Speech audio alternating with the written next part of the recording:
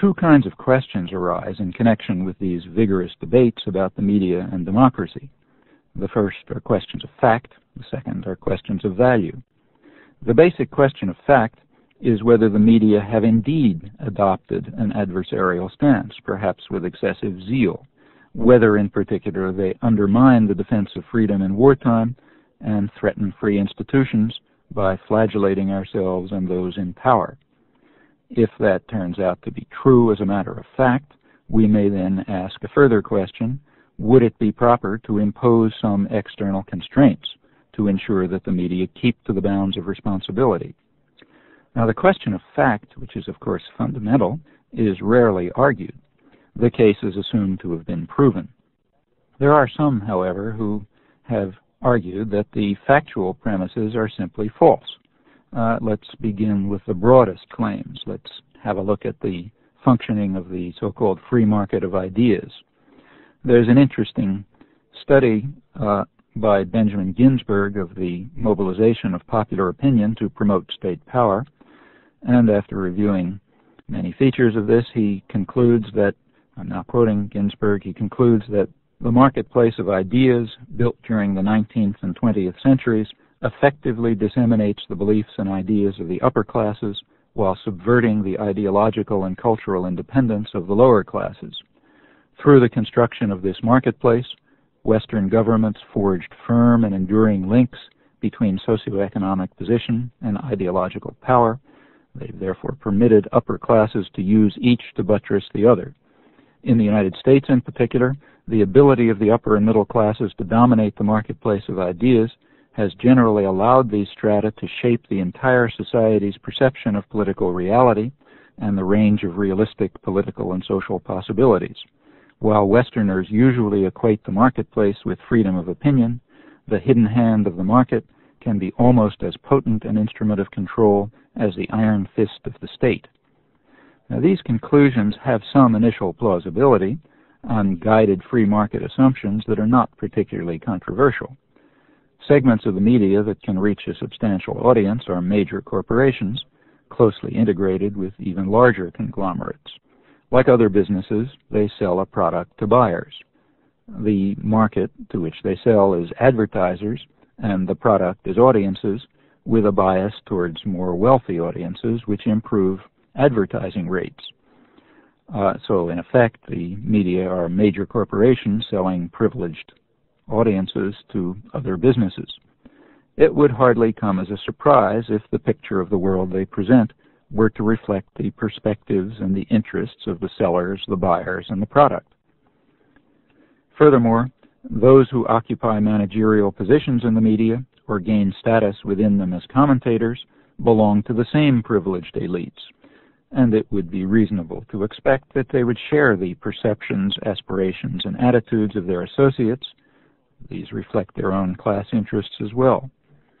Journalists entering the system are unlikely to make their way unless they conform to these ideological pressures. Generally, they conform by internalizing the values.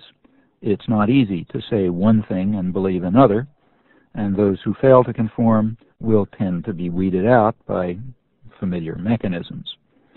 There are many other factors that induce the media to conform to the requirements of the state-corporate nexus.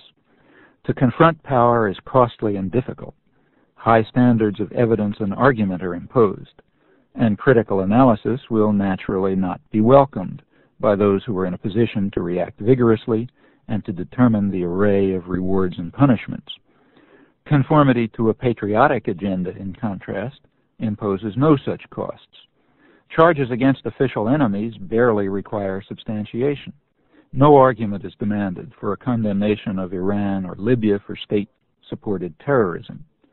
Discussion of the prominent, arguably the dominant role of the United States and its clients in organizing and conducting this plague of the modern era, that elicits only horror and contempt, and evidence, however compelling, is dismissed as irrelevant. As a matter of course, the media and the intellectual journals either praise the United States for dedicating itself to the struggle for democracy in Nicaragua, or they criticize it for the means it has employed to pursue this laudable objective. A challenge to the underlying patriotic assumption is virtually unthinkable within the mainstream. And if such a challenge were permitted expression, it would be dismissed as a variety of ideological fanaticism and absurdity, even if it were backed by overwhelming evidence.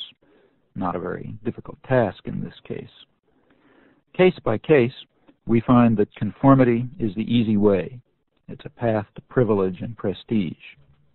Dissidence carries personal costs. These costs may be severe, even in a society that lacks such means of control as death squads, psychiatric prisons, or extermination camps. The very structure of the media is designed to induce conformity to established doctrine. In a 3-minute stretch between commercials, or in 700 words, it's impossible to present unfamiliar thoughts or surprising conclusions with the argument and the evidence that's needed to give them some credibility. Journalists often meet a high standard of professionalism in their work. They exhibit courage, integrity, and enterprise, and this includes many of those who report for media that adhere closely to the predictions of the propaganda model. There's no contradiction here. What is at issue is not the honesty of the opinions expressed or the integrity of those who seek the facts. Rather, what is at issue is the choice of topics, the range of opinion permitted expression, the unquestioned premises, and the general framework that's imposed for the presentation of a certain view of the world. In accordance with these conceptions, there's no infringement on democracy if a few corporations control the information system. In fact, that is the essence of democracy.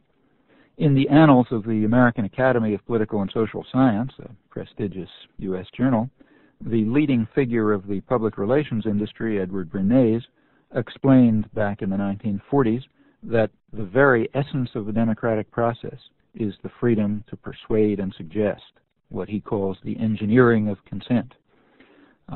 He goes on to say, a leader frequently cannot wait for the people to arrive at even general understanding. Democratic leaders must play their part in engineering consent to socially constructive goals and values. If the freedom to persuade happens to be concentrated in a few hands, as it obviously is, we must recognize that that's the nature of a free society. Similar ideas are standard across the political spectrum. The dean of U.S. journalists, Walter Lippmann, observed that what he called the manufacture of consent has become, quote, a self-conscious art and a regular organ of popular government. He felt that this was quite appropriate because, in his words, the common interests very largely elude public opinion entirely and can be managed only by a specialized class whose personal interests reach beyond the locality. Lippmann was writing shortly after World War I. At that time, the liberal intellectual community was much impressed with their success in serving as, quote, the faithful and helpful interpreters of what seems to be one of the greatest enterprises ever undertaken by an American president. The enterprise was Woodrow Wilson's interpretation of his electoral mandate for peace without victory as the occasion for pursuing victory without peace. In this, he was assisted by the liberal intellectuals who later praised themselves in their words for having imposed their will upon a reluctant or indifferent majority. After World War II, as the ignorant public reverted to their slothful pacifism at a time when elites understood that we must mobilize for renewed global conflict, historian Thomas Bailey wrote that, quote, because the masses are notoriously short-sighted and generally cannot see danger until it is at their throats, our statesmen are forced to deceive them into an awareness of their own long-run interests. Deception of the people may become increasingly necessary unless we are willing to give our leaders in Washington a freer hand.